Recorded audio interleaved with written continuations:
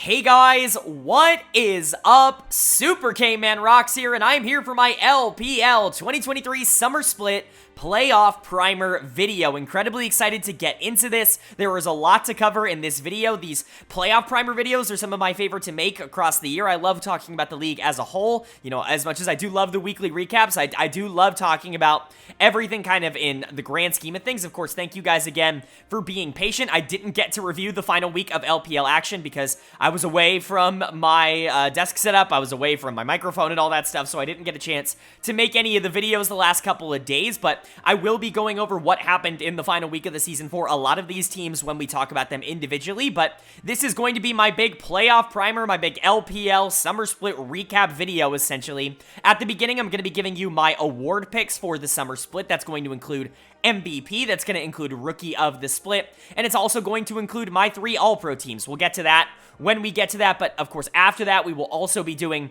playoff coverage. I'll be previewing all 10 of the playoff teams here in the LPL. We'll start with the first 6, and then we'll also be previewing the round 1 matchups, and I'm incredibly excited to get into that. Of course, I'll also be doing a mock bracket at the end of the video so you guys can know who I'm projecting and predicting to be able to make it not only to, you know, finals and win the LPL, but the teams that are going to lock their chance at Worlds and the teams that are going to lock their chance for, you know, a chance to play in the regional qualifiers to get to Worlds. So a lot to go over in this video. I do hope you guys are excited for it. Let me know down in the comment section below what you guys think of a lot of these topics. Who are your award winners? Who do you think deserves All-Pro? What teams do you think are going to do well or not well in the playoffs? I'd love to know you guys' thoughts and feedback down below. Of course, be respectful about these conversations. We're allowed to have different opinions. We're allowed to not agree. In fact, I would bet to wager that we're not going to agree on a lot of things in this video, but would love to hear you guys' thoughts in a constructive way down below. But without further ado, let's go ahead and jump right into it. We're going to be kicking it off with our award picks here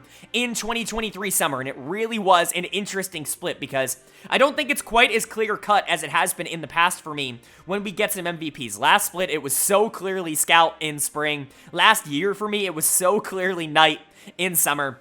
And I don't think it is quite that clear-cut here in summer. I think that there are a lot of very valuable candidates, a lot of teams that I think did really well, and a lot of players that I think made their teams a lot better, and that's really kind of the crux of most valuable player, in my opinion. But for me, the MVP of the 2023 LPL Summer Split is going to be JackeyLove, the AD carry for Top Esports. I thought he was the most valuable player for his individual team, although it was incredibly close. There were quite a few candidates, like I said, that were very close to being able to take this, but JackeyLove, for me, had a phenomenal split. He was so good, basically in every single game that they played, and I think that's really kind of the crux of why he's going to get this award, is I can't really remember a performance from JackeyLove that wasn't one of the best players on the Rift. Even in their losses, he has always been very, very good this split, and that's kind of what we've been waiting for when it comes to JackeyLove. It's what we've been waiting for him as a player, is to be able to unlock that consistency, to be able to unlock those performances from game to game. We all have seen the upside. This guy's a world champion, for crying out loud, but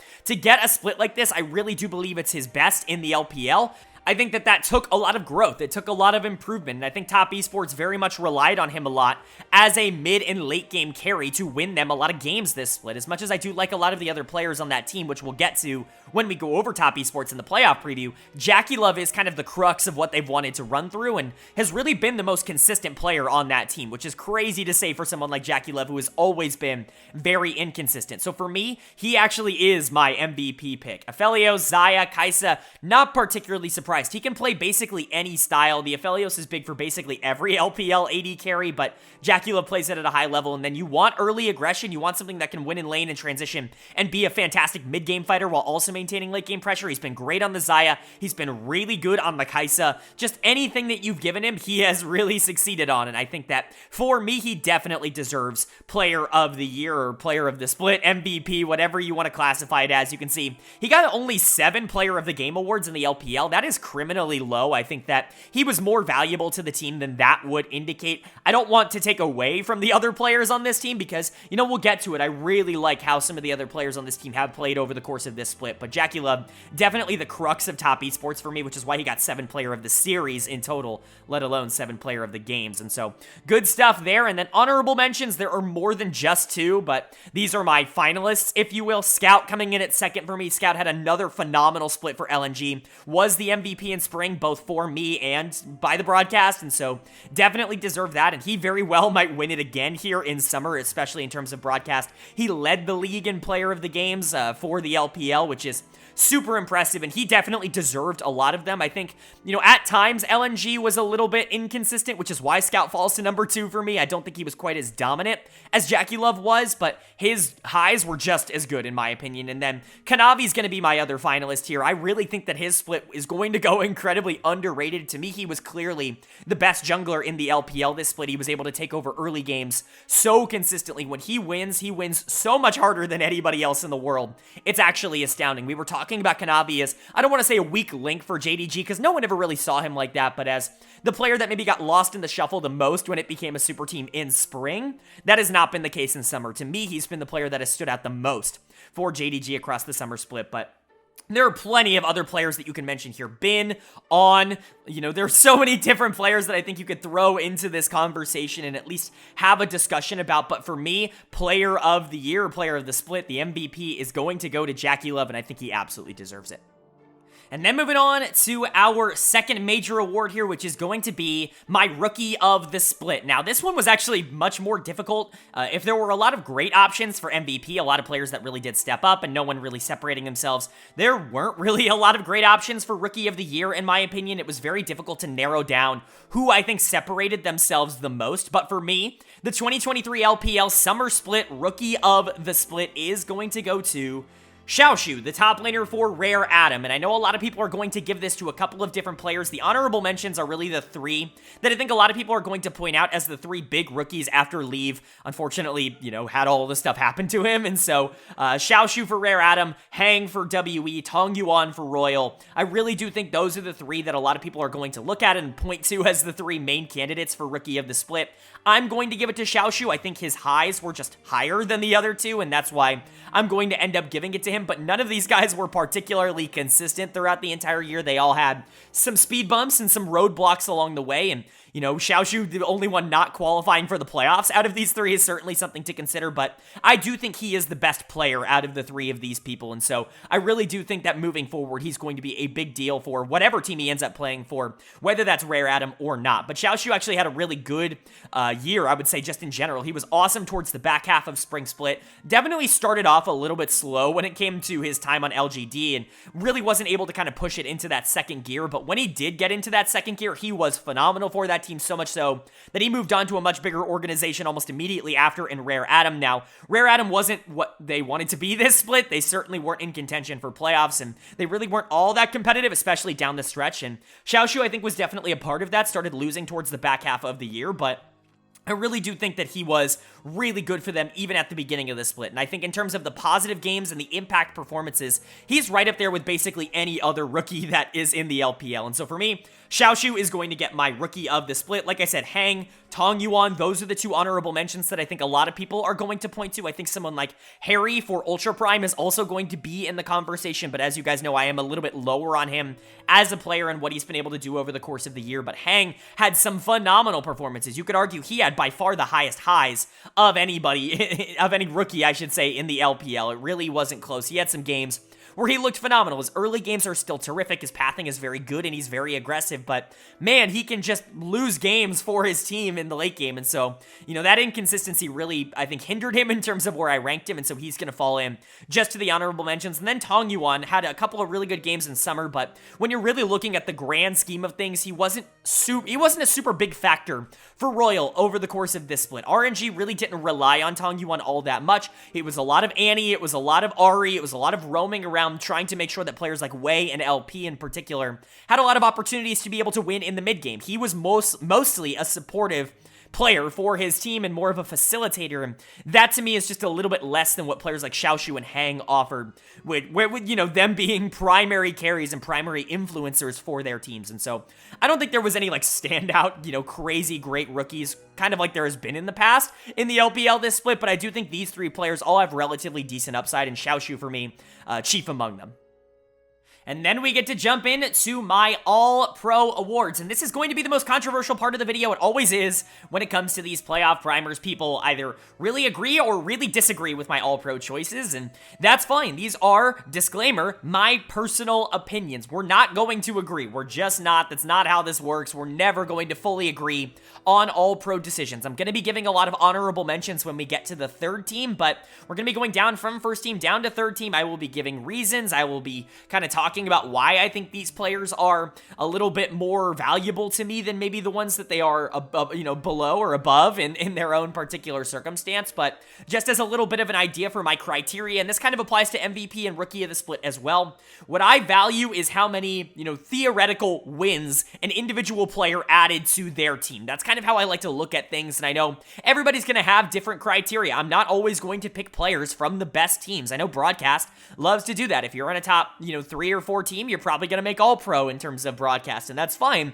That's certainly one way to look at it. I think other ways might just be, individual stats, who's the best laner, who's the best whatever, right? To me, I try to take a more, long form, big picture approach, and I try to look at it from a perspective of if this player wasn't on their team, how much worse would their team be because of it? And again, it's also not going to be what player do I think is better than the other? What player do I think is more talented than the other? I do player rankings at the beginning of every split, but this is individually and specifically just performances over the summer split. The games that they played in the summer split. Over the 16 games, over those 16 series that they played in the summer split, which players added the most amount of wins to their team. So disclaimer aside on kind of the thought process behind All-Pro, it's time to jump into it, kicking it off with our first team All-Pro in summer of 2023 in the LPL, and that first team is going to look like Bin from Bilibili Gaming in the top lane, Kanavi from JD Gaming in the jungle, Scout from LNG Esports in the mid lane, Jackie Love from Top Esports in the bot lane, and On from Bilibili Gaming at support. I think this is probably your cast of probably the 5 most important players in the LPL this split, although it's relatively close. There were a lot of players that I think had a really big impact on their team's success, but these 5 I think really stood above and beyond, and first team really was not difficult for me. I think a lot of the other, second and third team, ranking them in a particular order might have been a little bit more difficult, but these 5 I think were all very good. So let's go through them individually, starting with Bin in the top lane, who I think was so clearly the best top laner in the LPL. We've criticized Bim on this channel in the past for being someone who hasn't been as consistent in the regular season as he has been in the playoffs. He'll sometimes, I don't want to say phone it in because I feel like that is a gross oversimplification of what Bin does, but it feels like sometimes he saves his big performances for bigger games and games that matter a little bit more, specifically playoffs and then international tournaments. But he was phenomenal in the regular season this split, especially down the stretch. He's just so crazy talented. He can play carries, he can play tanks, and he fits in with what BLG wants to do so well. They were the best team in the league in the regular season, and Bin was a big part of that. I think you can make an argument he was their best player, and I'm certainly going to be close to making that argument. He was phenomenal for them in the summer split. And then you've got Kanavi, already talked about him a bit, but I think his contributions to that JD Gaming team are going to go underrated. I think he was the best jungler in the LPL this split. He certainly was the most consistent, and the amount of games that Kanavi just straight up won for JDG at 5 or 10 minutes into the game, it's just astounding, right? Junglers aren't supposed to be able to just instantly destroy the enemy jungler that knows what they're doing quite as consistently as what Kanavi is able to do. There's a reason JDG is the team that is known for beating teams incredibly fast in the LPL, for having 20-minute games, and that's because when Kanavi is able to generate those leads in the early game, he knows how to take a 1 or 2k gold lead and turn it into an 8k gold lead and end the game in 20 minutes better than almost any other jungler. And so watching him this split, it really does feel like the Kanavi that we all, grew to love many, many moons ago. And then Scout in the mid lane, he's just been the best mid laner in the LPL in 2023. I don't even really think it's up for debate. He's been so phenomenal for LNG, and he's been so consistent about it that it's very difficult to even look in a different direction. He can play everything. We know he can be a little bit more aggressive, but he's always someone that has wanted to be a little bit more of a roam-oriented mid laner. He loves to be able to help out the rest of his lanes. Can play the Azir, can play things like the Jace at a very high level in that same vein. Has been good on Nico, has been good on Annie. I mean, has been good on Ari. Name a mid laner that has been meta over the past year, and Scout has been really, really good on it, and I think that consistency is what leads me to have him first team All-Pro. I don't imagine that's very controversial. Jackie Love, first team All-Pro AD carry. I don't want to go too much into it. split. Already went into it in the MVP section, but he is my MVP pick for a reason, so he's going to be first team All-Pro in that same vein. Just the most consistent player in the entire league in terms of being able to help his team win, and Top Esports was really good this split, and I think a lot of that is on Jackie Love. And then On in the support position. I know a lot of people are very high on him right now, but, you know, I've been on the bandwagon and on the train for a very long time. When you go back and look at this channel, I've been hyping On up basically ever since he got that starting job on Suning many, many moons ago. I know I've said that a couple times now. It's not really a saying of mine, but I guess we can add it. I've been hyping On up for quite a while, and I think he's finally starting to realize the consistency and the potential that we all kind of wanted him to have. He's been one of the better supports in the LPL going on a year plus now, and I think people are really starting to notice now on BLG because that bot lane has been so consistent and that team in general is just really good. And so On, I think, more than deserving a first team All-Pro. He's the one player that I think you could make an argument for being second team because the player on second team is also really, really good. But for me, I think On definitely deserves first team. Both of them absolutely deserve first team All-Pro. And so those are my first team picks, but now we can move on to second team. And that second team is up on the screen right now. There are a lot of really intriguing decisions, and I think first team is going to be relatively easily accepted by a lot of the community, but second team I think is where a lot of the conversation is going to start around my All-Pro list, but it is looking like Shanji, the top laner for OMG, June, the jungler for Bilibili Gaming, Knight, the mid laner for JD Gaming, Ruler, the AD carry for JD Gaming, and Missing, the support for JD Gaming. A lot of JDG towards the back half of this list, but let's start towards the top side, of course, going and talking about these players and what they were able to do this split, starting with Shanji in the top lane, who I just think was really, really good. Now, was he super consistent? Not always. There weren't always situations where he was dominating, but I think in, 80-85% of the games that OMG played this split, they played through Shanji on the top side. They played through his crazy champion pool, the things that he really likes to pull out to dominate both in and out of lane, and I think he really is a big reason why that OMG team was as good as they were in the regular season. There were moments where they looked like they could compete with a lot of the top 2, top 3 teams in the league, and I don't think that a lot of people expected that from OMG, me included. As somebody who's been very high on this team, I had them number 6 in my pre-spring power rankings, and obviously that came very, very true, but for Shanji, I think he really is the crux of what OMG likes to do as a roster. I think Aki kind of took that role a lot in spring. They were really playing through jungle. They were really trying to get him ahead, but in summer, it has very much been the top lane for me, and I think Shanji has emerged, and I've talked about this over the course of the split, as one of the best top laners in the world. I think he's a top 3 top laner in the LPL, and for me, he was the second best top laner in the summer split in the LPL. And then you've got June in the jungle. If it weren't for Kanavi, he would be a really, really good choice for first team All-Pro. He's been a very, very good jungler across this entire split, easily the best of his entire career. In my opinion, I really liked June when he was on Invictus. That was something that I was very vocal about on this channel. You can go back and check out a lot of those videos, but I was concerned about his transition here to Bilibili, and especially after what we saw in spring, him and Yagao were very much not on the same page in a lot of different circumstances, but June, for me, I think really stepped it up in summer. I mean, he was electric in a lot of the games. Did a lot of what I was talking about with Kanavi, just being able to generate a lot of leads early, but he's just a great team fighter as well. He can really win a lot of games late with his damage, which I don't think a lot of junglers in the LPL are as adept at doing as he is. A very, very easy choice for second team if Kanavi is going to take that first team spot.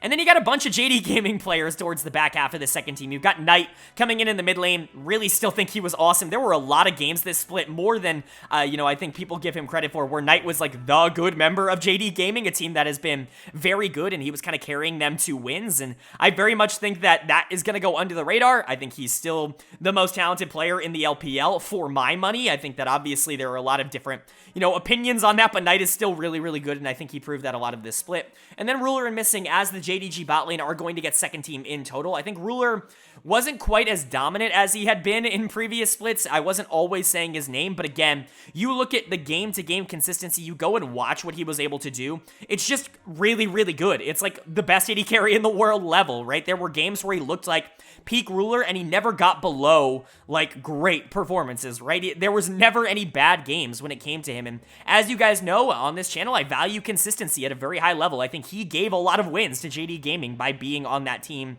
and Missing in that same, kind of little clump there. I think you could make an argument that Missing was the best support in the LPL. I think him and On were both phenomenal over the course of this split. I think Missing was the better player in the JD Gaming bot lane, which is crazy to say, but this really was like an emerging split for Missing for me. Not that I ever thought he was bad, not that I ever said he was anything other than a top 3 support in the world, but it's no longer a question. Like, he is dominant, and he is able to win games from that support position, more so than a lot of other players at the LPL level. So, you know, Knight, Ruler missing, all coming in here, Shanji and Jun on the top side. Maybe some controversy with this, but I do like this list for second team.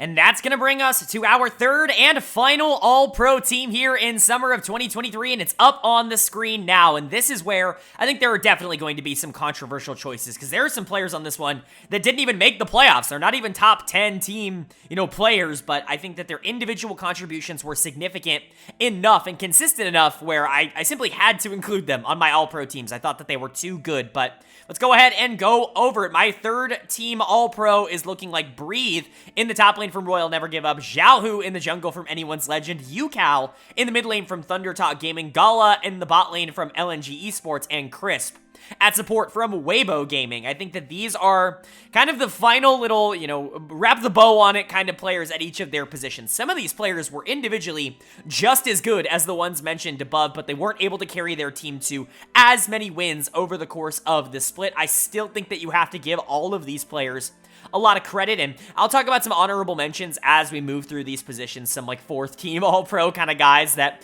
really deserve to at the very least be mentioned for having phenomenal splits, but just couldn't quite crack the top 3 because it's very difficult to be top 3 in your position in the league. But let's go ahead and talk about it. In the top lane, I have Breathe. I think he's had a really, really good split, and honestly, Breathe, after this final week of the season, jumped into the All-Pro discussion for me. He was not my third team All-Pro choice. That was originally going to go to 369 on JD Gaming for third team, but this final week of the season was really good for Breathe, and he has been really good over the course of this entire split. I think he's probably been the most consistent player on RNG, and I know a lot of people don't want to hear that because everybody loves Wei. People are talking about Wei as like this super awesome MVP caliber jungler. I didn't necessarily see it. I honestly thought Breathe was significantly more impressive on the top side of the map over the course of this split. I thought he was really good for RNG and more than deserving of third team All-Pro. And really, like I said, the other honorable mention for me was, of course, 369. He ends up missing out because I feel like he really was not a focal point for that team. Like, he's never really been the focal point of that team, even in the spring split, but it was even more apparent, I would say, in summer how little resources they wanted to put into him. He was still a phenomenal laner, and he was someone who was winning super consistently, but I think he just kind of gets lost in the shuffle a little bit more, and, I wanted to give him an All-Pro nod. He was an All-Pro caliber top laner, but I feel like those other 3 players that I listed all were the best players on their team, and 369 just didn't have to be that for JD Gaming over the course of this split. But if you wanted 369 anywhere in the top 3, I totally would understand. Talent-wise, he's still arguably number 1 in the league, maybe behind Bin, right? But still a really good player. I just think I wanted to give Breathe a lot of credit for being as impactful and as important to his team as he was this split. And then jungle, I have Xiaohu as my third team All-Pro jungler. This is the second year in a row in the summer split that I have put Xiaohu as my third team All-Pro jungler. I did it in 2022, and I received a lot of pushback for it. People were like, no, Xiaohu's not very, he's not very good. He's just a player who's capitalizing on beating bad teams and beating bad players. And, you'll find out next year that Xiaohu's not actually all that good of a jungler. Well, surprise, surprise. Everybody has caught up to where I was last year and is now saying that Xiaohu is elo held on Anyone's Legend. If only there was a YouTube channel that had been proclaiming that for a year plus at this point. Really glad to have been ahead of the curve on that one, but Xiaohu's always been really good, and I think he is more than deserving of this third team All-Pro slot. AL won 4 or 5 series this year, and all of them were Xiaohu. Literally all of them were him carrying them across the finish line. He was really good in their losses as well. It wasn't just the wins. He was just a really consistent jungler. There's a case to be made that he's a top 5 jungler in the LPL, and that's a hard conversation to enter. So for me, very much deserves All-Pro. Other people that I consider, Tion for sure, I think absolutely at least deserves to be in this conversation. I know Reddit and social media hate Tion for some reason, but he's really good, and he was phenomenal this split for Top Esports. Easily, in my opinion, the second best player on that team, and it wasn't particularly close. He won a lot of games for that team this split, so Tion was definitely an honorable mention. And then Shadow, I think at the very least deserves to be mentioned. I'm not going to consider him someone that I was definitely thinking about for All-Pro, but Shadow also had a really good split, but really it was Tion that was the fourth team All-Pro, if you will, in the jungle. And then in the mid lane, I've got Yucal, kind of similar to Xiaohao, a player who was on a disastrous team in an organization that really just kind of, fumbled the bag quite a bit over the course of this year, a team that more than should be in the playoffs, right, especially with the talent that they had, but so much went wrong at the beginning of the split that they just couldn't catch up, but none of that can be placed on Yucal, who was just phenomenal over the course of this split. I made the argument over the course of this year that 2023 has been the best year of Yucal's career, and I think 2023 summer has been the best split of Yucal's career, and I really do believe that. I think individually, mechanically, performance-wise, this is the best he has ever looked, and I think he more than deserves an all-pro shout, because again, very similar to Xiaohao, basically every single game that Thunder Talk won over the course of this split was Yucal, performing at an incredibly high level, and so you gotta give him a lot of credit, but there's so many mid laners that I think deserve this spot. Yucal really was that much above a lot of the other competition in terms of his individual performances, because to have him here, it means I'm leaving off Yagao, and that is just it's not fair. Like, it really isn't. Yagao was an all-pro, mid laner, and honestly, if you wanted to replace Knight or Yucal with Yagao, I'm not gonna argue. Like, he's a second-team all-pro caliber mid laner this split. He absolutely was for BLG. There's just so many good mid laners in the league, and I really wanted to give a lot of credit to Yucal for what he was able to do, but Yagao definitely deserves to be on this list. Zhao, who I think had a really good split for Weibo, definitely deserves to be kind of in that conversation, and Angel in that similar boat, I think, was also really good for Ninjas in Pyjamas. Definitely another player to consider, but I'm gonna go with Yucal just because I really do want to give him the credit that he deserves for how good of a split he had for Thunder Talk. And then I've got Gala in the bot lane. This one's more controversial than it should be. He was awesome this split. And I know, a lot of people are talking about LNG and how they don't trust them and how they kind of, were a little bit shaky towards the beginning part of the split. But when you look at the back half, like, Gala has been a top 2, top 3 AD carry in the LPL in the summer split. And I don't even think it's really all that up for debate. There are so many good AD carries, and that's really the only conversation that you should have, is not that Gala is bad, but rather that someone else was just as good, if not better. And that's a conversation I think I'm more willing to have. As good as Gala was, it means leaving off, and we'll talk about this, but AD carry is always the hardest position in the LPL to get all-pro for, because it's always like 3 or 4 players that end up feeling hard done not being all-pros, but most notably Elk not on the all-pro list, which is insane for how good Elk was this split. But again, AD carry is just one of those positions where if you're not a top 5 player in the league, like, it's going to be hard to make the all-pro team, and I think a lot of focus for BLG was more on top side than bot side, and I think On took a lot of the spotlight in the bot lane, and so for me, Elk just barely misses it. But again, if you want to put Elk's second team over Ruler, like, I don't care. Like, I totally get it. If you want to put him third team over Gala, I totally get it. Same thing for Uzi, who I think was really good this split. Coming in for EDG, if he had played more games, he very likely would have been on this all-pro list. Uzi was very good for that team, but not enough games and not enough to be able to push him over the top. Light on Weibo was really good. We'll get to his lane partner in a second. Abel on OMG was arguably the most electric AD carry in the entire league, but he also had the most inconsistent performances of all the players we mentioned. There were so many players that I had to consider here for all-pro. I landed on Gala for third team, but again, you want Elk here, great. You want Uzi here, great. You want Light here, great. Even Abel, again, I can absolutely understand the conversation surrounding that, but this is the way I ended up going for AD carry. And then support was probably the easiest. I ended up going with Crisp.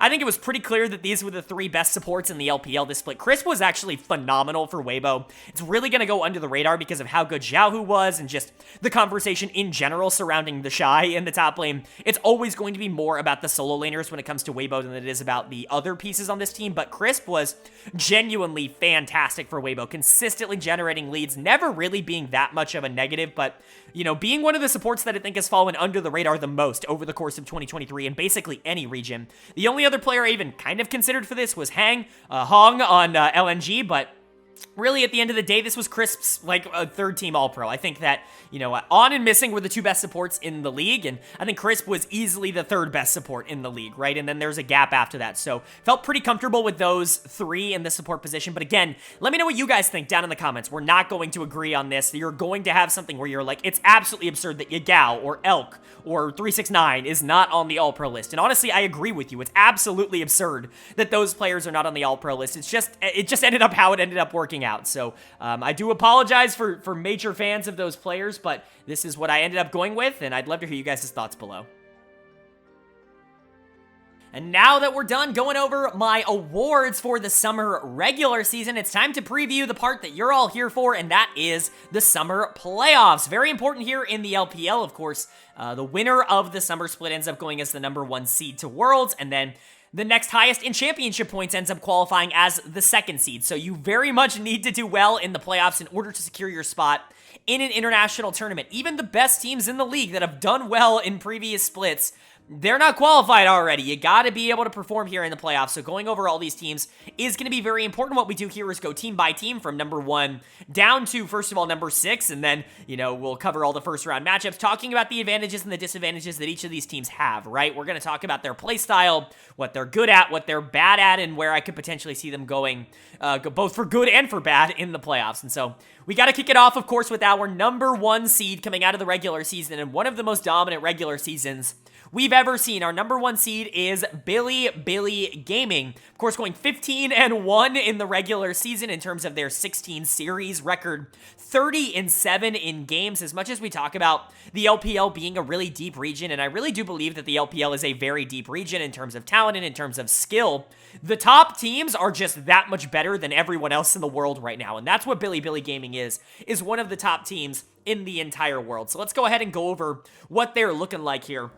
Their lineup is looking like Bin in the top lane, June in the jungle, Yagao in the mid lane, Elk at AD carry, and On at support. And really, at this point, we know what this roster does. They're very aggressive, they're very active, and they're willing to fight. And that's going to be true for basically all the parts of the game. These players are so individually talented. I've already talked about basically all of them up until this point. Yagao and Elk not quite making all-pro teams, but being like the 4th team all-pro players at each of their positions. These are some of the best players in their roles in the entire world, basically across the board at the current moment, and that's very difficult to deal with. You don't go 15-1 in the regular season by accident, and that's really the case here for BLG. Let's go talk about their individual players a bit. I already talked about Bin. Really an interesting player, can be a tank, and I think honestly he's a lot better at tanks now than he has been at any other point in his career. You can see that when he plays things like the Cassante or even something like the Gragas that I think is a little bit more like willing to soak up CC, a little bit more willing to be kind of that frontliner rather than someone that wants to go on the flank. But I mean, you want to put Bin on something that can be a little bit more aggressive. Like, obviously he's going to be able to do that. That's what he's most known for throughout his entire career. And so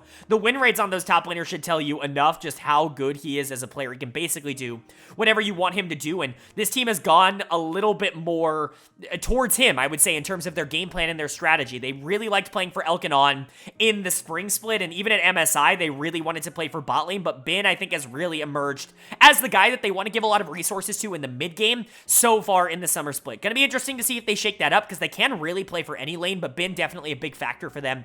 June has been phenomenal. He's really done everything that they could ask him to do. His early game pathing has been great. It's not been like the best in the entire world, but it's been elite, right? Like, it's definitely good enough to go up against almost any other jungler in the world and be more than fine at being able to generate that. But what June really excels at for me is team fighting towards the back half of games. He's so consistently in the right spot, and whether he needs to be on an engager, whether he needs to set up the rest of his team, or whether or not he's going to be someone who's going to be a little bit more, I don't know, aggressive in terms of his damage output, he can do both. We've known him for more of the damage picks in the past. Things like the Nidalee obviously come to mind when you think of June, but 10-1 on Wukong this split, 6-0 on Maokai. Like, when he's able to execute on these champions and allow the rest of his team, who is, filled with superstars, to be able to pick up a lot of the damage threats and be able to play their style, like, that's a really good strategy for BLG as well. And June's ability to kind of adapt to the rest of his team is a big reason, again, why this team has been so dangerous to deal with. And honestly, Yagao is a big reason for that as well, because he's so active in the early and mid game. Yagao really is like the prince of the mid game. Like, I don't know, you guys can probably find a more fun nickname for that down in the comment section below, but he's so perfectly built as a player to be able to make his team good in the mid game no matter what they do, that it's really kind of absurd that he continuously is disrespected by the community in the way that he is. I think his perception is starting to catch up to his actual talent level, but he's legitimately starting to make the case for being one of the best mid laners of the past 3 to 4 years. Like, he's really in that conversation. He's been so consistently so fantastic for every team that he's played for, and has basically only been a positive over the course of his career, to the point where you just have to consider him one of the most consistent mid laners in the world over the past, half a decade, and that's really impressive stuff. He's just so good at making everybody on his team look better, and I think June really appreciates that. They were two that really struggled to find synergy early on in their tenure together in the spring split, but ever since it clicked for them in playoffs, they've never looked back. They've basically been perfect ever since then as a duo. June very much likes getting resources, and Yagao is very much willing to give over those resources and that pressure in the mid lane. He's a great laner as well. I think that really gets underappreciated. To be able to have as much pressure to move around the map as he has, you do have to be able to win lane rather rather consistently, and I think Yagao was able to do that. He's a great team fighter, just a very versatile mid laner. And then Elkanon in the bot lane. I mean, what do you want me to say? Outside of Ruler and Missing, they're likely the best bot lane in the LPL. And even then, they might be better than Ruler and Missing on certain occasions. Has been fantastic for this team. I think more than deserves his first team All-Pro. But Elk, I mean, is the aggressive AD carry that this team desperately needs. When you look at some of these players, like Bin is very aggressive, but Jun and Yagao can both be rather passive in terms of forcing things to happen towards the back half of games. Elk very much makes up for that, and On very much makes up for that in the bot lane there. These two are very much not afraid to make plays in the early game to try and generate those early leads, to try and snowball that into the mid game and allow this team to be able to be super active like they want to be in that section. And I think their mechanical skill and just being better than everybody else that they're playing against very much is the reason that they're able to pull it off at such a high level. This team is just very good across the board. They're the best mid game team in the entire world, if you haven't noticed with the way that I talk about them. And I don't think it's particularly close. They were unstoppable with the exception of JD Gaming in the regular season, and you're hoping that they can finally overcome that hurdle once they get to playoffs, because really the only thing standing between them and what is one of the best splits in LPL history is, JD Gaming and the Giants. If they can take them down in the playoffs, that's going to be massive for this org.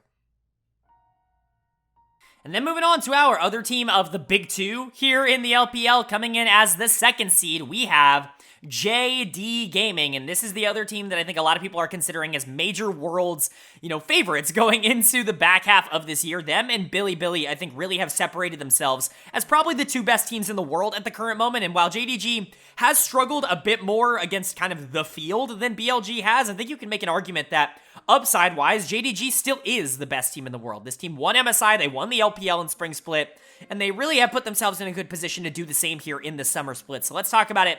Their lineup is looking like 369 in the top lane, Kanavi in the jungle, Knight in the mid lane, Ruler at AD carry, and Missing at support. And again, very similar to BLG, basically everybody on this team is an all-pro caliber player. We talked about how every single player on BLG was either an all-pro or somebody who would have been like fourth team all-pro, and definitely like in Yagao and Elk's case, could absolutely be top three. It's just personal preference at that point, in my opinion. Same thing for JDG here. I talked about 369 being kind of the fourth team all-pro in the top lane, and everybody else made my all-pro list. And so for JDG, you could absolutely make the case that all five of them are the top three players in their roles as well. And so it really is insane just how good both of these teams at the top are. But for JDG in particular, what they do is they expedite the early and mid game a lot quicker than other teams around the world. And I don't think a lot of teams are very well equipped to handle that. And I've talked about it a bit with BLG. What they do really well is the mid game at the current moment. They're able to transition any sort of early game lead that they're able to generate into this massive lead so quickly. JDG does something similar, but what they do is generate those leads so much more consistently. And that's not to say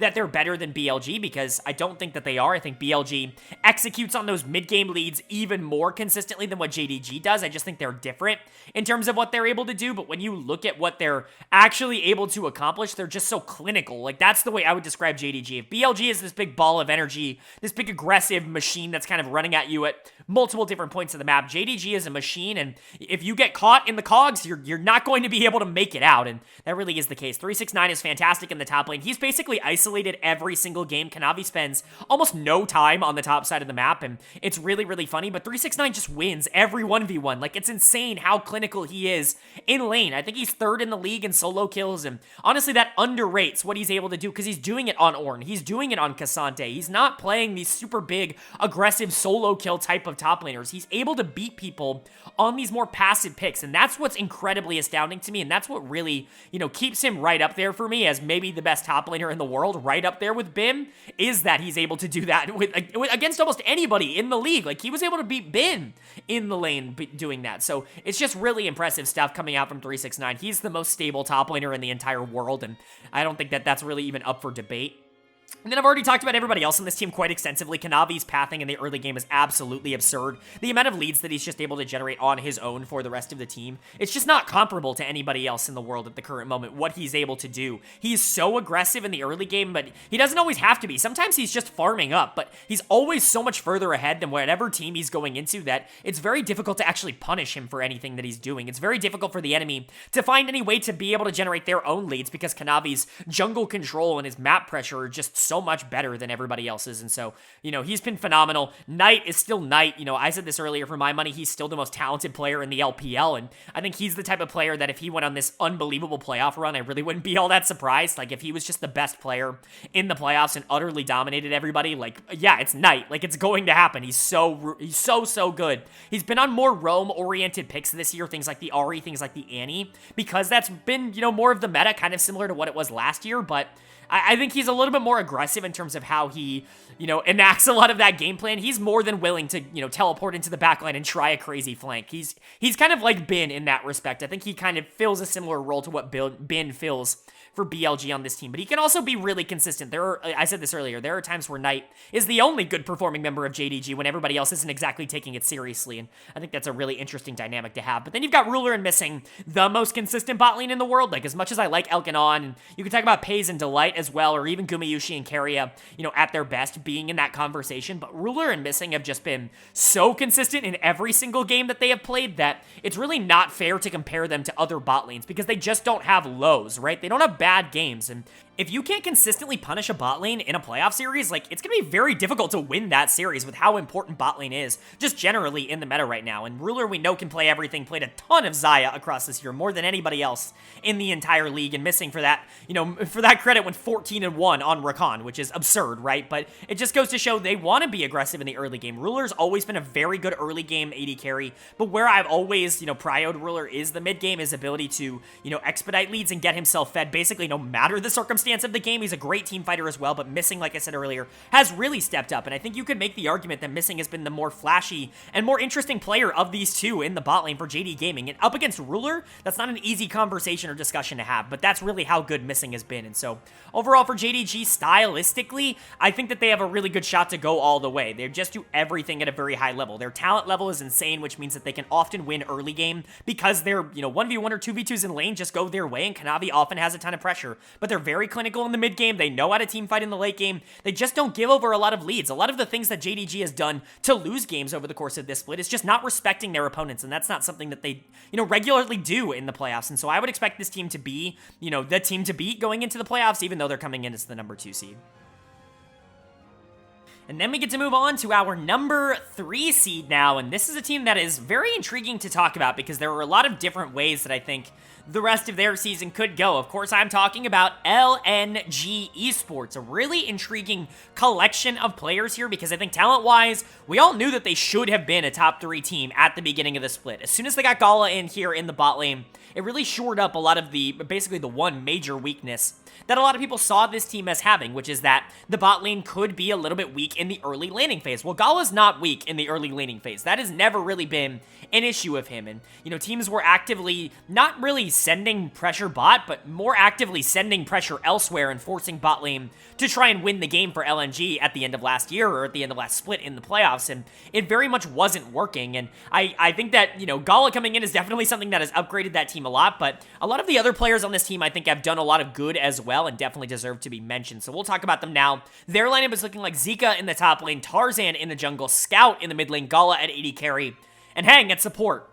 Really front to, top to bottom, front to back, really good lineup, really solid players, and basically no actual weakness on this team. Zika in the top lane, I think, is where a lot of people are going to look as, like, the more inexperienced, unproven player on this team, but he was really good in the spring split, and people kind of forget about that. He certainly took a step back in terms of, like, attention in the summer split, because a lot of it was on Scout, rightfully so, and a lot of it was on Gala in the bot lane. The bot lane definitely got a lot more attention in the summer than they did in the spring, but Zika, I think, has still genuinely been very good. Maybe not all pro caliber like he was in spring, but still very good, and a player that I think they're very happy to have. He has been great in lane, and he's a good team fighter as well. He knows exactly how to split push. He can really do a lot of the phases of the game at a high level, and I think they're happy to have him. Tarzan has certainly sparked a lot of conversation this split, just in the fandom in general. A couple of pretty bad performances have shaped a narrative around him that I don't necessarily think is true. Yes, he's had a couple of really bad games, and I'm not going to try to excuse that. He's had a couple of really bad games, and that's pretty uncharacteristic, I would say, for Tarzan overall, but when you look at his split, it's still 70-ish% good from Tarzan, and a lot of people aren't going to say that because people love to focus on the smaller bad percentage of a player's games. If you see bad games, then that player must be bad more than they are good. And that's just not the case for Tarzan. He's still been pretty good over the course of this split, and he was awesome in spring. I have more faith that Tarzan is going to be more than fine for this team come playoff time than I do in a lot of other players that have kind of struggled in the summer split. And so, yes, Tarzan hasn't been as clinical, most specifically on that Wukong, that more aggressive, engaged style pick, but he's been just as good on the picks that I think we all kind of associate with him as a player. The Sejuani, most notably, but the Maokai as well. These more tank-oriented, kind of facilitators. That's what Tarzan does at a very high level, and I think he still did that this split. And then there's Scout, still playing at an MVP pace. He's probably the single best player in the LPL across 2023 as a whole. When you look at the entire year, Scout's probably been the most consistent player in the entire league across that period of time, and he does it on so many different picks. 8-1 on Jace, it's obviously been a big pick for him, and it was a big pick for him in the spring split as well, but it kind of was for everybody in the LPL, if we're being honest. And so seeing the increased prio in Nico, seeing more increased prio in Annie, it gives you confidence that Scout is just going to be fine. And again, really what I think has been super impressive is we know that Scout can do well with resources. We know that he's been able to kind of be a focal point for teams in the past. He was that for EDG when they won Worlds a couple of years ago, but he's really, I think, improved as a facilitator, moving around the map, playing for the rest of his team. I think he's done a really good job, kind of getting into that mindset a little bit more, and that's what the best mid laners in the world kind of have to do at the current moment. So I have no worries about Scout. He's going to be fine. Gala and Hang in the bot lane are certainly where you're going to need to see some improvement. Because again, I've seen a lot of conversation surrounding what happened to LNG in the spring split. And as somebody who, I don't want to say saw it coming, but as someone who predicted them to, fail miserably out of the playoffs in spring split, I think a lot of what I was expecting to happen did end up happening. And a lot of my analysis of that spring split team very much came true in the playoffs, which is the fact that, a lot of people say, well, LP wasn't the problem in the spring playoffs. And that's where I disagree, right? Because you're right. They didn't put a lot of attention into LP. He didn't int his ass off. He didn't feed, he didn't get like 12 deaths, he wasn't supremely outclassed in laning phase or anything like that. That's true. Like, you're absolutely right for saying that. There were other players who had much worse score lines, who had much worse plays, etc., but a big reason why LNG was in those positions in the first place was because teams realized that if they left LP and Hang alone in the bot lane, if they just ignored them, and if they focused all their attention on Tarzan and Scout and made sure those two players were in positions where they couldn't play the game, that LP and Hang would never beat them. They would never, ever be a situation where those two players, if left to their own devices, would be able to win hard enough to win the game without Tarzan and Scout. And they were right. They were absolutely right when they said that. And so being able to bring in Gala here, I think really unlocks a lot for this team. And I talked about it earlier. Gala, I think, is super duper underappreciated by the community. He's been phenomenal over the course of this split. One of the best AD carries in the world. He has been for a long time. And I think Hang has also been really good for this team. Was, I guess, my quote-unquote fourth team all-pro support as well. And so I like these two players, and I think it increases the floor of what they're going to do a lot. This team has Worlds aspirations. Make no mistake about that. Bringing in Gala immediately made them a team to watch, not only to make Worlds, but to do really well at Worlds. And I think anything less than that is going to be a massive disappointment. This is a team that I think, wants to, at the very least, make top 3 and get in on championship points. And I think that they have a really good shot of being able to do that, so long as they don't fall into some of the similar traps that they fell into in the spring split. And then we get to move on to our 4th seed here, and this is a team that I've actually been really excited to talk about in this kind of format, because I think I do have a very different opinion to them than a lot of the other people on the internet, and I've expressed that a lot over the course of this split. Number 4 seed is, of course, going to be Top Esports, and really, really intriguing team to talk about, because I think there are a lot of question marks surrounding this team, not only because of what they did last split and just how much they underperformed what their expectation was going into the year, but kind of how they've bounced back and the way that they've been able to create a lot of their advantages throughout this year up until this point. And so let's go ahead and talk about them. Their lineup is looking like Wayward in the top lane, Tion in the jungle, Rookie in the mid lane, Jackie Love at AD carry, and Mark at support. A lot of really good talent on this team that just hasn't necessarily performed all that consistently over the course of this entire year up until this point, but there is reason to believe that this team is still going to be as good as they should be, that they can be a top 3 team in the LPL and be a team that ends up going to Worlds, and there really is a lot of reason to believe that, and I think a lot of that has to do with, the players that stand out, and for me, that's going to be jungle and bot lane. We'll get to them in a bit, but of course we go in order on this channel. That's what we do, and so we get to start with Wayward in the top lane. Now, I've been a Wayward defender for quite a long time. He has underperformed in some pretty big situations, most notably Worlds 2022, where he just wasn't very good at that tournament. Him and Tion, I think both underperformed a lot at that tournament and really weren't able to generate any sort of early game leads, and Wayward was a pretty bad team fighter the whole tournament, but I like Wayward as a player. I think domestically he's been more than fine for this team. I see a lot of hate for him just because of that tournament and because of what he was doing there. Hell, he was getting hate before that tournament because of, just the LPL fans in general, who can be a little bit more critical, I think, than maybe some fans of other regions are of their individual players. Wayward definitely has been on the other end of that, but when you're talking about top laners in the LPL, he is solid. Like, he is more than fine. He's not necessarily a superstar. He's not going to carry you across the finish line. He's not going to be great in terms of, winning games if the rest of your map loses, but he really doesn't lose games for this team. Like, he's really not losing in the top lane. He's been fine in the top lane, and I think that that's actually kind of an asset in the LPL because we're going to get to some teams later on that do have some more glaring weaknesses, and I think if Wayward is, one of the top laners going up against some of these weaker teams in the early rounds of the playoffs, like, he's going to be able to beat them relatively efficiently, and I really do believe that. He's a fine player and someone that I think Top Esports honestly feels comfortable having, even if the fan base doesn't necessarily feel comfortable with him being on the team. And then we get to Tion. Now, this is just the conversation I don't understand, and I haven't understood it all split long. Like, I get it. Tion has been someone who has been given a lot of accolades over the course of his career, and some people find them deserved, and some people don't find them deserved. Me, for example, I'm definitely somewhere in the middle, because last year when we were talking about the MVP conversation, Tion was given that MVP by the broadcast as, like, the best player in the LPL, but I didn't even think he was the best player on his team. I thought Knight did a lot for that team. I thought Tion's contributions to a lot of what they were doing in the regular season were a little bit overstated, and I was kind of, I don't want to say talking down to Tion because of it, but I was lower on him as a player than maybe public perception was at that current moment, and that is completely flipped in 2023. Tion certainly wasn't a superstar in the spring split, but he was whatever, right? He was kind of a middle-of-the-pack jungler in the LPL when the entire team was kind of crumbling around him.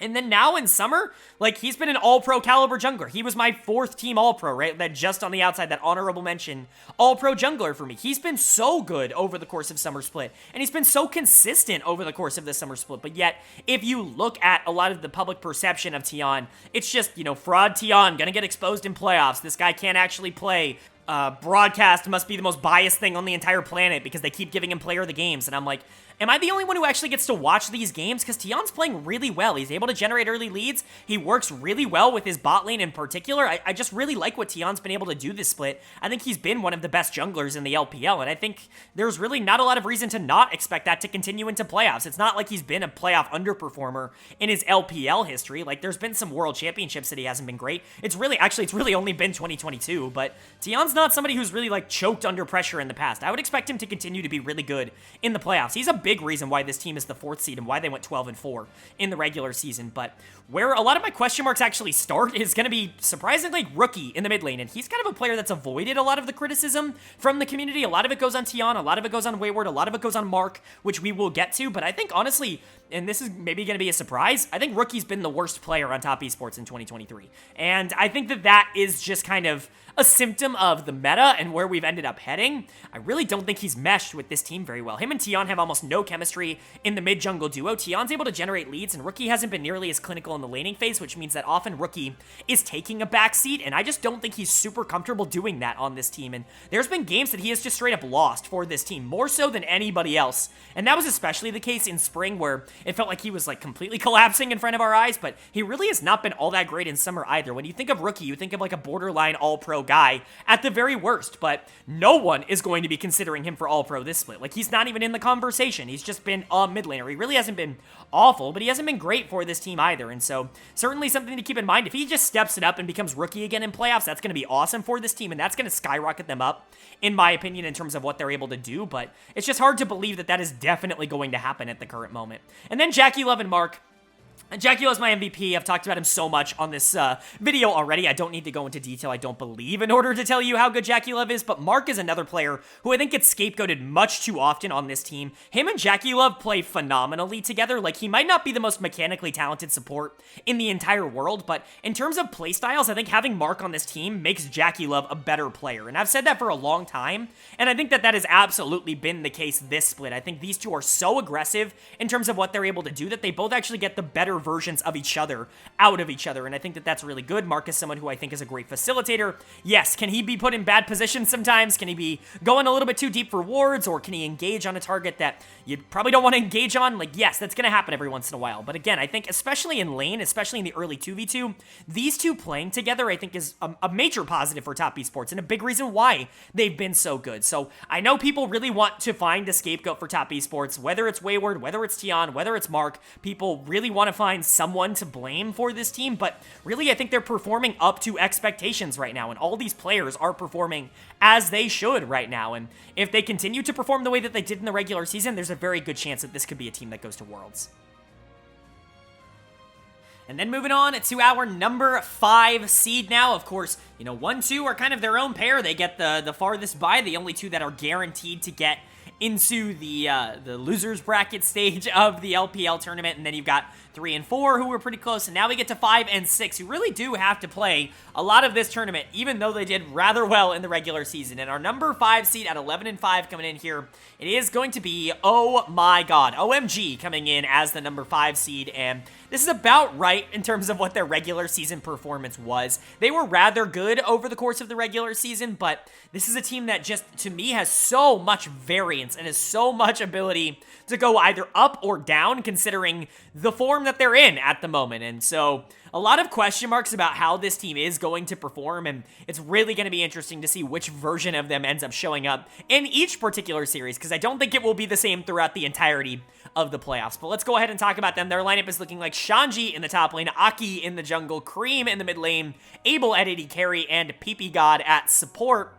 Of course, we know what this lineup is. It's the same lineup that they had in the spring split when they were doing really well. They finished 4th in the playoffs. They did a really good job, and they set themselves up to actually be in a position where if they perform well in these playoffs, if they get top 3, which I think is possible for this team, then they could be going to Worlds without ever having to deal with the qualifier, which would be absolutely massive for this team. Really not expected, I think, for a lot of people going into the year. But OMG, one of those teams that I think is going to either do really well or really poorly in the playoffs, and I'm not exactly sure which, because game to game, the variance of these players is just so high, and it's so drastically different when they're playing well and when they're not playing well. So we can talk about it. Shanji in the top lane is probably the player that I trust in the most, maybe outside of PP God, which we'll get into, but Shanji can have bad games, like it definitely is possible, but you get him on things that he's comfortable on, and you put him in a position where he can, generate a lot of gold early, he's gonna do a lot with that gold. There was a reason he was my second team All-Pro top laner,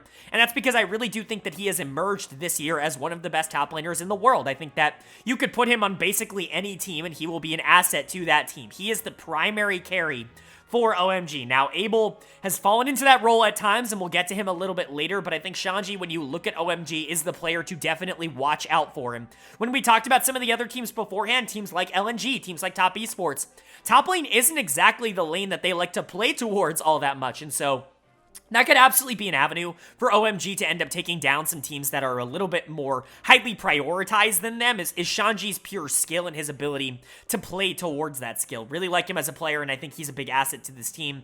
Aki in the jungle was phenomenal in the spring split. He really emerged in spring as one of the best junglers in the LPL. Hasn't exactly been able to keep up that kind of form, but he's still been really good across this split. Definitely a positive for the team when you're looking at the most consistent players, outside of PP God, who I would consider to be very consistent. It's Shanji and Aki on this team, or mostly just winning players, right? Shanji's going to have bad games, Aki's going to have bad games, but they're few and far between in comparison to Cream and Abel, who we will get to in a little bit, but Aki's a good player. I think he's honestly going to get underrated moving into the playoff discussion, because I do think that a lot of other junglers are a little bit more flashy right now, but Aki is more than solid and more than good enough to be able to get this team to Worlds, and I truly do believe that. And then we get to Cream and Abel. Now, they're very, very good players. I don't want it to seem like I'm low on them, and obviously anybody who's followed the channel for any amount of time knows that I'm not low on Cream. Cream has been a channel darling for quite a long time. He was actually probably the first channel darling that I had on Super K-Man Rocks here, and so you know, I'm certainly not going to be low on him as a player, but he really hasn't been the cream that I fell in love with across this split so far. He's not been changing games all that much. He's been a lot more passive. He's definitely been more of a secondary carry for OMG, and while that can work from the mid lane position, we've seen a lot of the top teams in the league really go to that kind of style. I just don't think that's what Cream does at a super high level. When he gets his Yone, when he gets his Akali, when he gets these things that we know him for, these aggressive assassin-oriented mid laners that can be a little bit more aggro, he can take over games. He's just not really been given the opportunity to do that because of the meta that we're currently in at the moment. I still think that those things are playable. We've seen it with him on the LeBlanc. He's done so well on that across the year so far, but in terms of like standout players, Cream has kind of been the least noticeable on OMG, which is certainly frustrating. And then there's Abel. Like, how do you talk about Abel? Abel has some of the most player of the series of anybody. I think he's only behind Jackie Love in terms of my player of the series on this channel, but he's also got some of the most dud of the series of anybody in the LPL. He's so volatile as a player.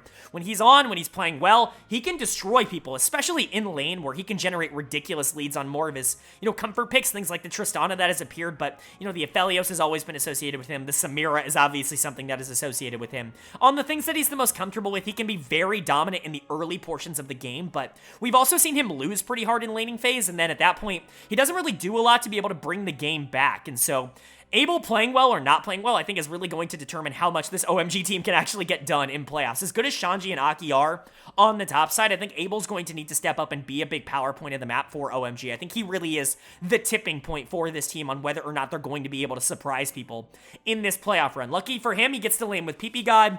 PP God just changes the fortune of basically every team that he goes to, whether it's Victory 5, not quite BLG, but now OMG. He's just an incredibly stable mid lane, or support, I don't know what I'm talking about, an incredibly stable support that can do it all, right? He's one of the few players in the LPL that is stuck with a lot of the enchanters as we've moved throughout the year, still playing the Milio, still playing the Lulu. I think those picks are still really strong. I think a lot of people want to play engagers because they're a little bit more direct in terms of the impact that they have on the game, but I think the impact that enchanters have has honestly kind of been understated as we've moved throughout the splits, and so really like PP God, and I think OMG can be a good team. Am I going to rely and bet on them to be a team that ends up finishing, you know, top 3 and ends up, you know, qualifying for the World Championships? I just don't know if I can say that right now. As much as I like the players and as much as I like this org, I really don't know that I can, you know, confidently say that they're going to be able to perform as well as a lot of the other teams we've already talked about up until this point. Now, it's definitely a possibility. The talent is definitely there, but they're going to need to have another one of those kind of surprise playoff runs like they did in the spring split, in my opinion.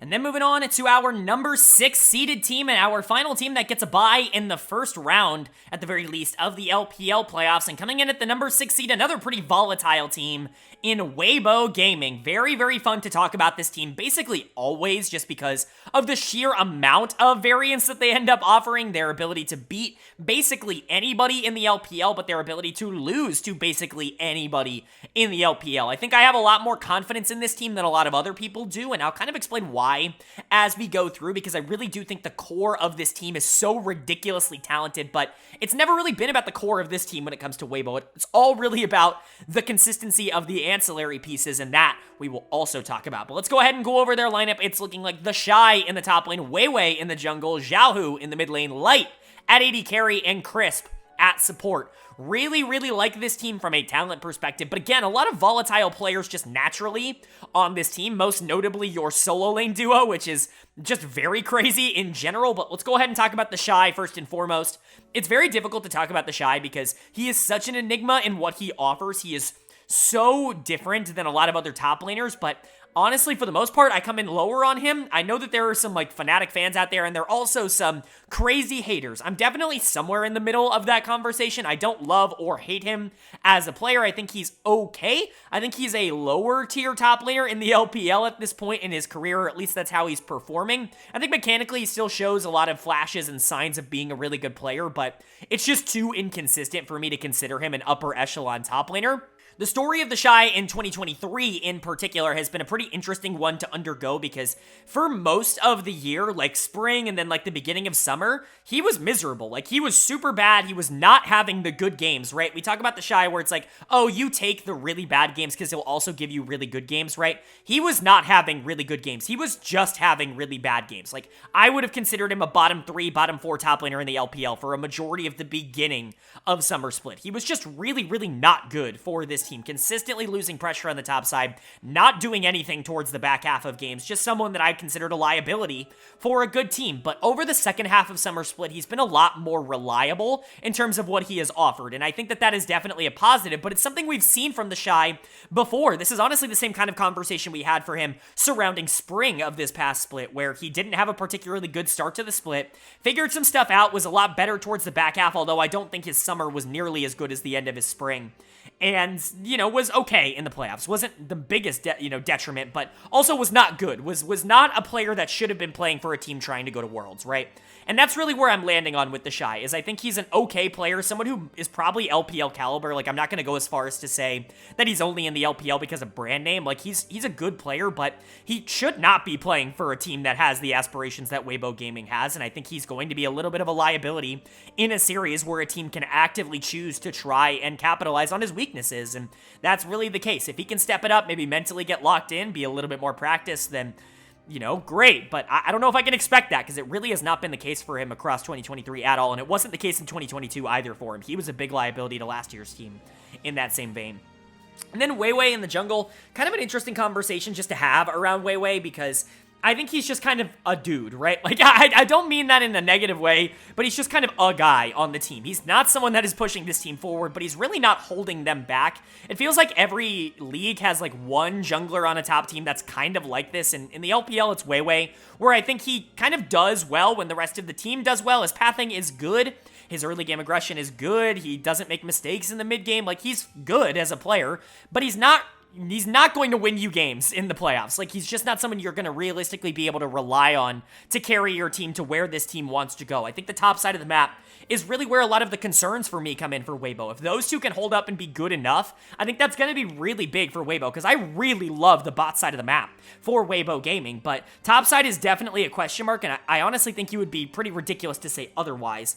And then Xiaohu in the mid lane, man, if he just gets the good performances out more often, then, like, he still can be the best mid laner in the LPL. His highs are just as good as anybody else in the LPL, and it's not like he really has crazy lows. He's really not having games where he's going out there and running it. He's just not playing at his upper echelon every single game. He's still, in my opinion, arguably the best team fighter in the LPL. It's what he does at a ridiculously high level. It's what he's always done at a ridiculously high level. Like, his laning, whatever, he's not the best roamer. He's actually one of the weaker roamers in the mid lane coming out of these teams in the top 6, but his team fighting and his ability to 5v5 on champions, that are a little bit more kind of used to that part of the game, things like, the Gragas has definitely come out this year, but the Tristana has really been the one that a lot of people notice him for. It's just, he's unstoppable in certain games on it, and if you get that version of Xiaohu, you're going to be just fine. He was, again, another player that was definitely in consideration for All-Pro voting because he really was very good across this regular season. And then Light and Crisp are just, like, the most consistent part of this team. Light's had a couple more bad games than I'm used to when it comes to him, but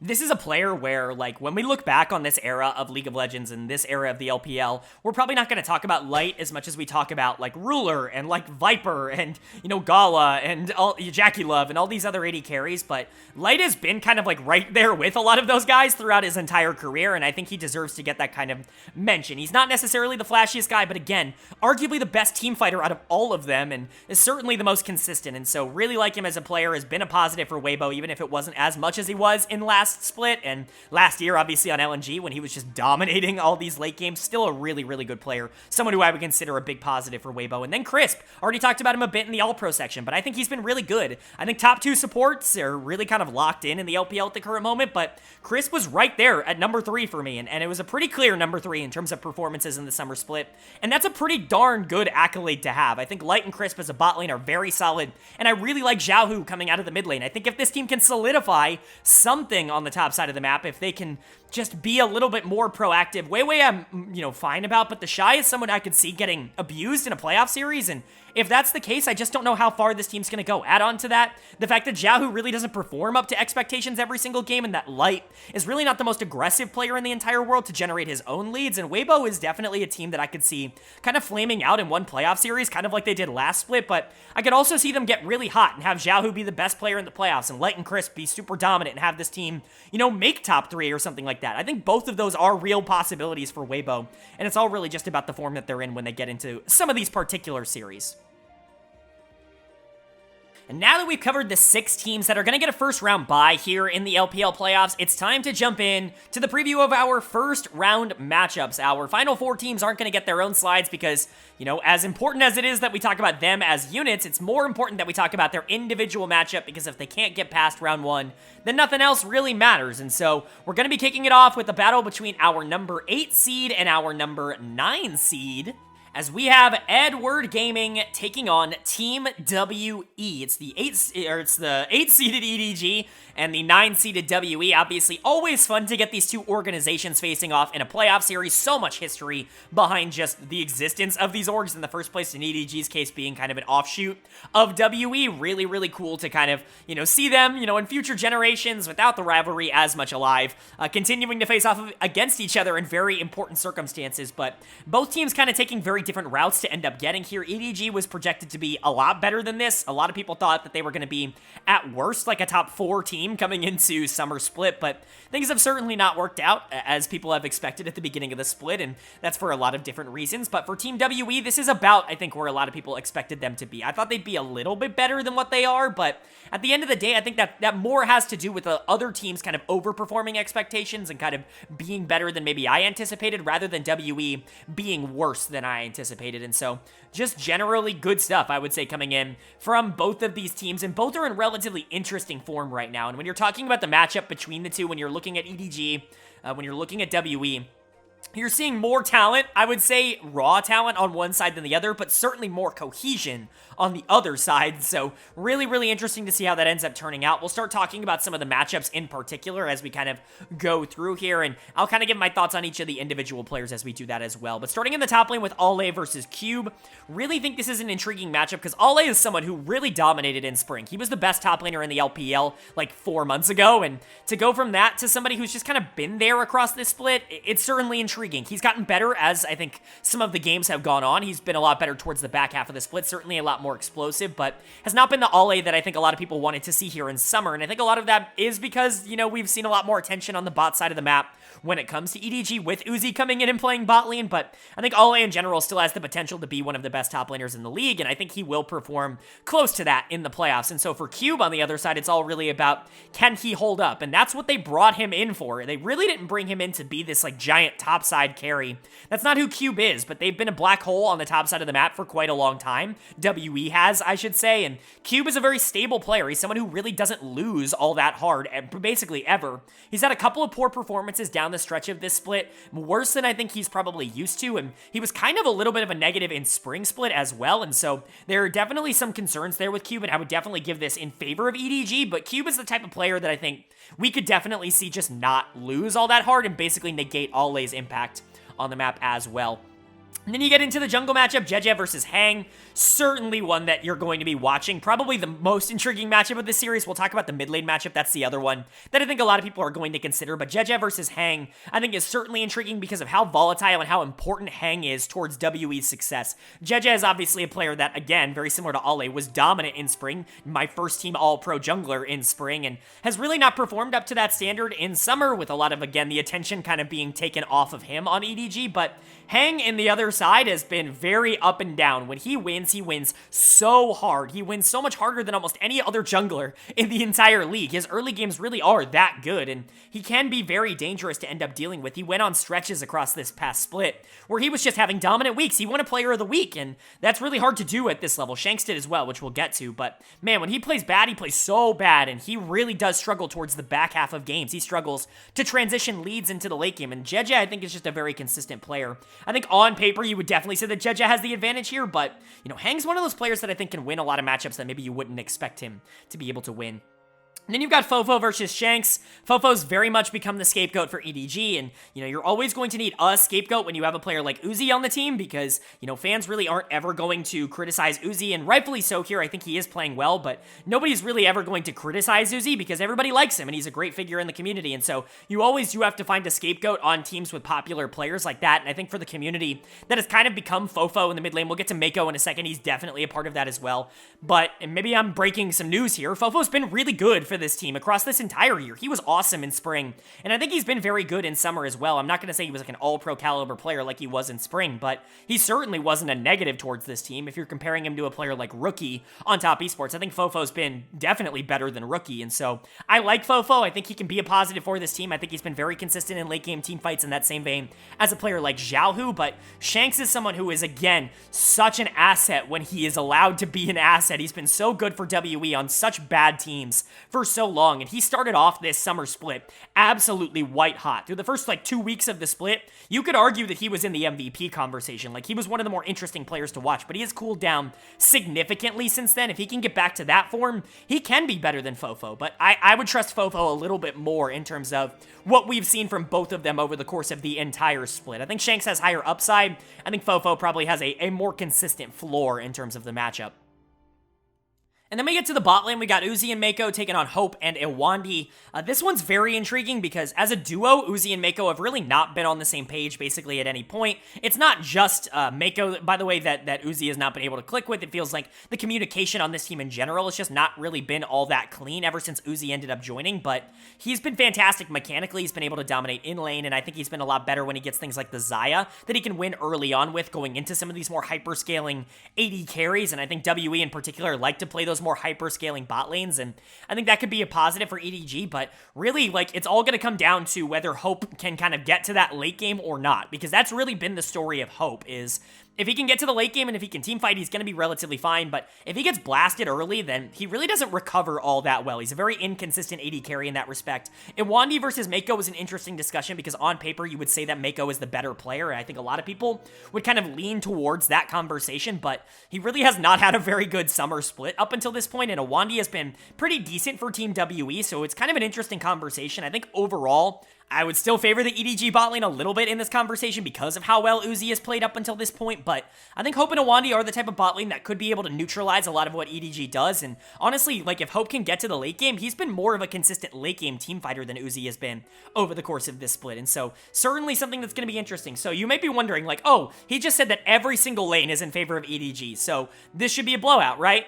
Maybe not, because when you talk about individual performances, I think the EDG players are better and more talented, but gosh, they just do not click as a unit. They do not play very well as a team, and they're not great towards the back half of games. They've thrown a lot of leads over the course of the time with Uzi being on it, and I'm not sure if that's something that's going to get better. It needs to get better if this team wants to get to where they need to be, because talent-wise, they deserve to be near the top of the league, but they just have not been that over the course of this split because they have not been able to get on the same page, and I do think that WE does a very good job of playing on the same page. I think that Shanks and Hope are two very good team fighters that can get to that stage of the game. Shanks can be a little inconsistent in terms of that, but, Hang has good early games, and Cube is very stable, and I could see a world in which EDG is just not on the same page, and WE is taking advantage of that a little bit better on that side of the map. And so even if there is a little bit of a talent disparity in this series, in my opinion, I definitely think it's going to be a lot closer than people think. And I think that there is definitely an avenue for both of these teams to be able to walk out of here with a win. And then moving on to our second round one matchup and our final preview slide of this video, we've got the number 7 seeded Royal Never Give Up taking on the number 10 seeded Ninjas in Pyjamas. And both of these teams kind of taking very different routes to end up getting to this spot. RNG, I think, was definitely in a better spot for most of this split, but Ninjas in Pyjamas have pretty consistently been the team at number 10 in a lot of people's power rankings, which is both good considering the fact that they were not close to playoffs in the spring split, and also kind of unfortunate because not a lot of people really believed in them more than that across this entire split, me included, but at the very least, they were able to get here, and I do think that they have some merit in terms of some of the players that they have at their disposal at the current moment. So let's go ahead and talk about each of the individual matchups. First of all, NIP took the series in the regular season, which I think is surprising. To me, it was pretty recent. I believe it was the second to last week of the season. You guys could correct me on that if I'm wrong, but really good to know that this team can beat RNG because that's a really big confidence booster. Going into a series against a team that you've already been able to beat in the regular season has got to feel a lot more comfortable than going into a series where you got absolutely blasted by the team in the regular season. But we can go position by position talking about, how they stack up against each other, starting in the top lane. And this is probably the most noticeable difference in terms of lanes across this entire series. I actually think both of these teams are relatively evenly matched in terms of player talent, but this is where I think RNG really has their biggest advantage is Breathe versus Invincible in the top lane. I like Invincible. In fact, I've been very complimentary towards Invincible as a player in the LPL. I think it was the right decision to move forward with him as your main top laner.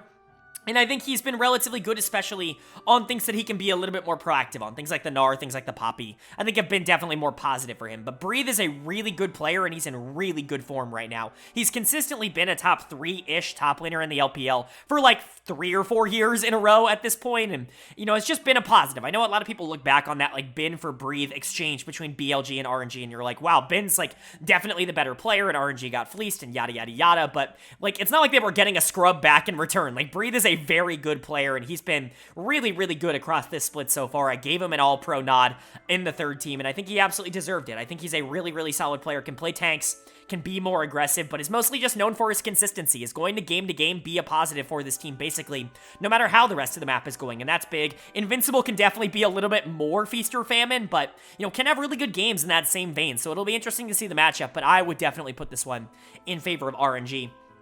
And then you look at everybody else, basically, like, as we go down the line, it's basically even across the rest of the way for me. You've got Wei versus Shadow, and traditionally, I would tell you that Wei is the better player of these two. He certainly has performed better over the past few seasons, but Shadow is playing out of his mind right now, and I would argue that Shadow's in better form than Wei is in at the current moment. Shadow has been a huge reason why NIP has been able to make it to playoffs in the first place, and we'll get to the other one in just a second, but, you know, as good as Wei has been, I think Shadow has been just as good, and so if both of them are in the form that they were in the regular season, you might even give this one to NIP in terms of what Shadow has been able to do recently, especially on these enabler type picks. He's really good at being able to make his laners, specifically his mid laner, look like $1 million, and I think that Shadow is perfectly capable of pulling that off in the playoffs. And then for Wei, we know he can perform in the playoffs. We've seen him do really good things in the past on really good teams. This is not, you know, one of those teams, but he can still pick up things like the Kazakhs and win on his own. Like, it's certainly not going to be the fact that he's relying on the rest of his team in order to win games. He can win games. I do think his contribution to this team has been a little bit overstated over the course of this split just because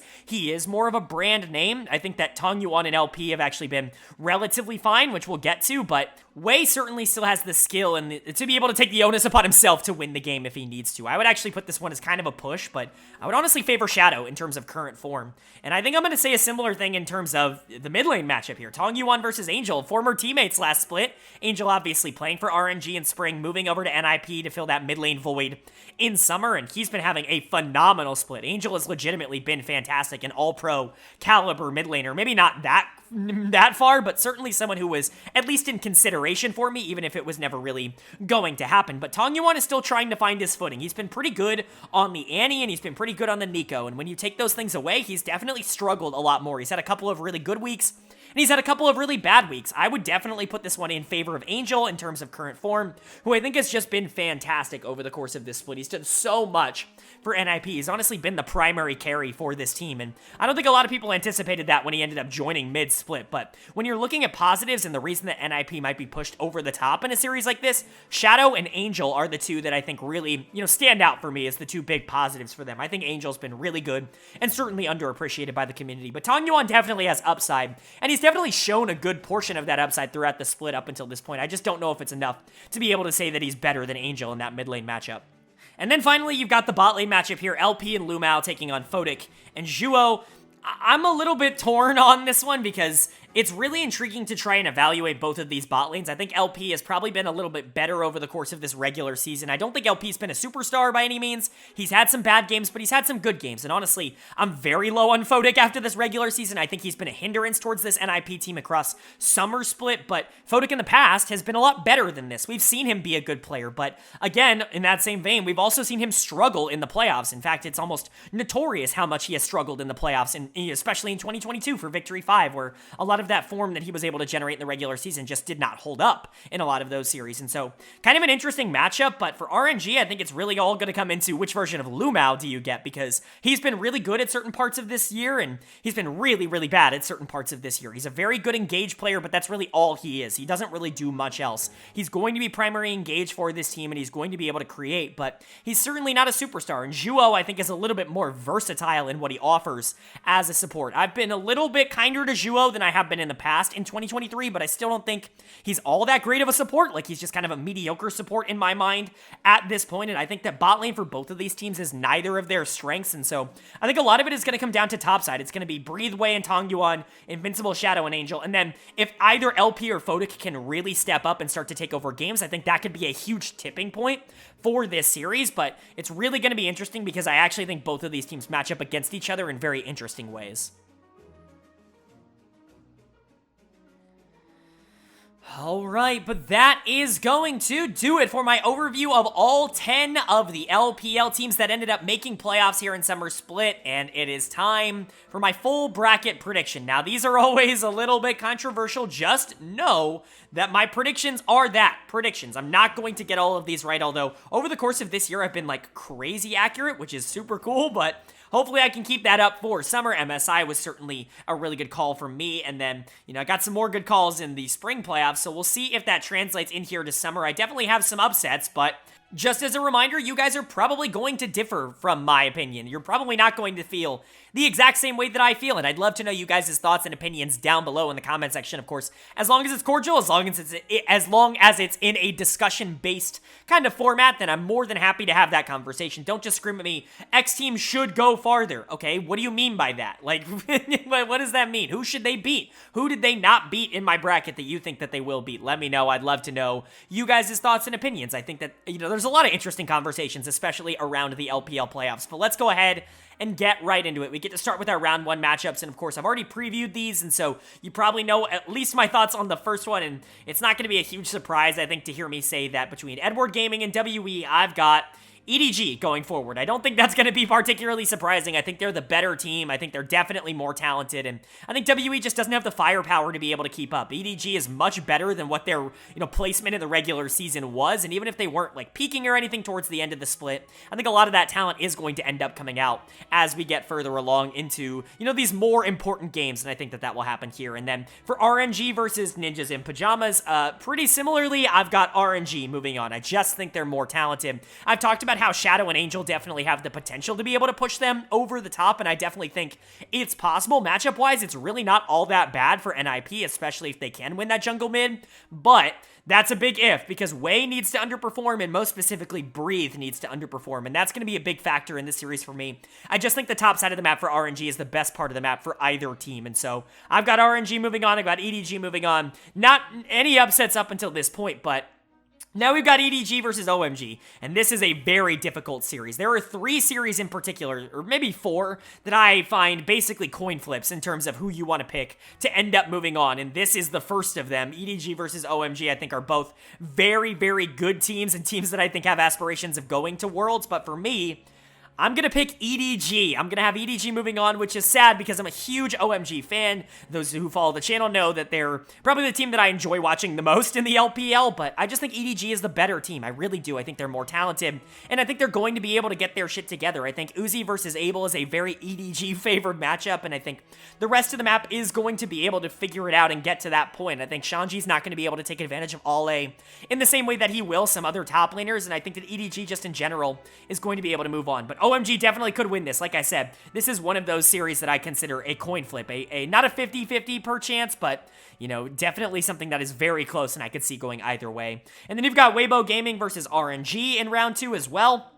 This one for me, less close. I've got Weibo Gaming being the better team here. I know that they're very volatile, and I know, born to win trade, they're not going to win all the series that they're supposed to win, but I really do think that this team is really good. Yahoo, Light, and Crisp is one of the most dangerous, 3-man cores in the LPL, period, full stop, and I don't think that RNG actually has all that many tools to be able to deal with them. If they do end up getting around NIP, I think Weibo is going to be able to take advantage of a lot of the weaknesses that they do have as a team, and so I've got Weibo moving forward there.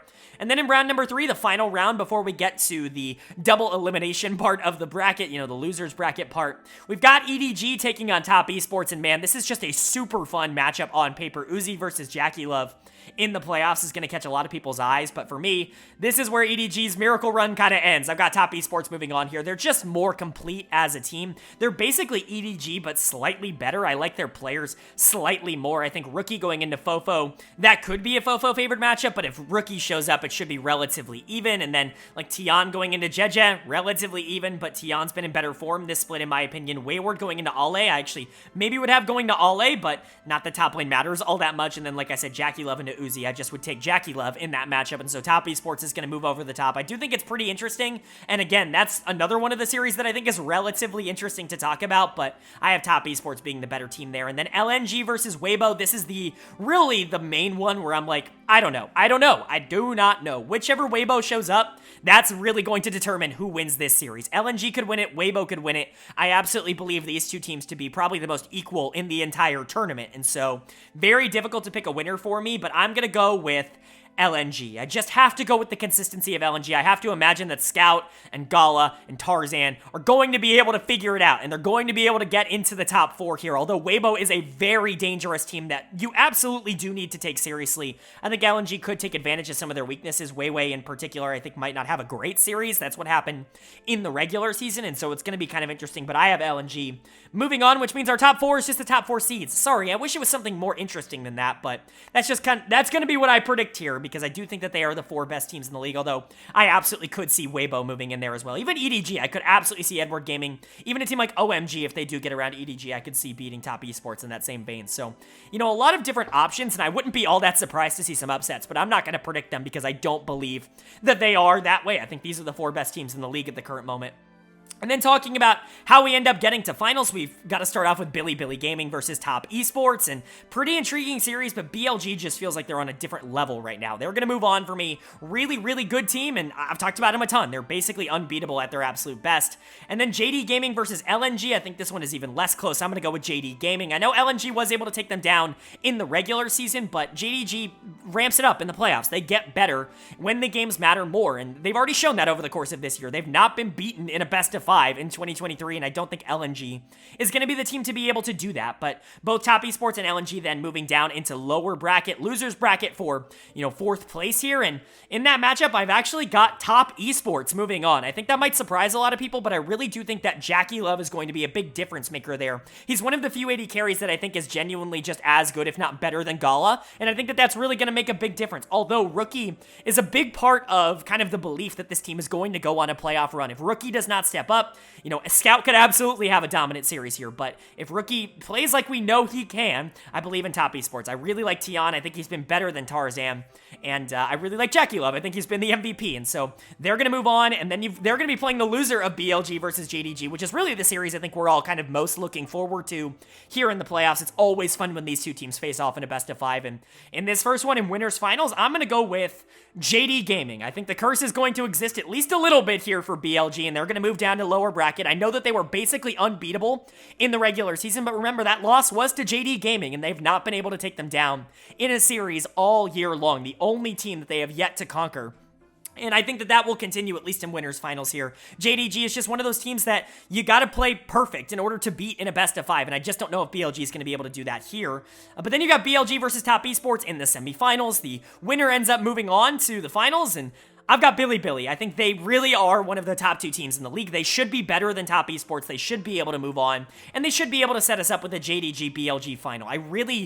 I see scenarios in which it could be different. I see scenarios where Top Esports gets to the final. I see scenarios where LNG gets to the final. Hell, even teams like Weibo or Edward Gaming or OMG, like these kind of interesting teams. Like, I could see scenarios in which these guys really get hot and go on this big run, but it's hard for me to predict anything other than a JD Gaming, Bilibili Gaming final, because I really do believe that they are the 2 best teams in the world at the current moment, and, it's really just up to which team I believe to be the best, and for me, the team that is going to take home the LPL trophy in summer is going to be JD Gaming. I have them as the best team in the world. I think when you get them into best-of-5s, they're basically unbeatable, and I just can't go against them. I can't predict against them. I know it's probably boring. I know a lot of people are probably going to be rooting for Bilibili to end up taking that, or a different team, Top Esports, LNG, someone else in that vein, but JD Gaming is the best until proven otherwise, and at the moment, they have not been proven otherwise, and so I'm going to take them as my 2023 LPL Summer Split champions, but Let me know what you guys think down in the comment section below. Again, I know you're going to disagree, so let me know where you disagree and what you disagree with down below. Of course, if you enjoyed the video,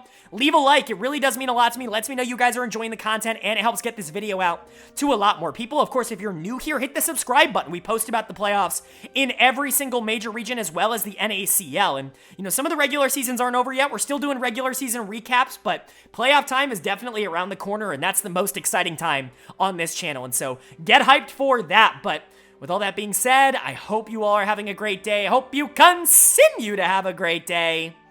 And I will see you all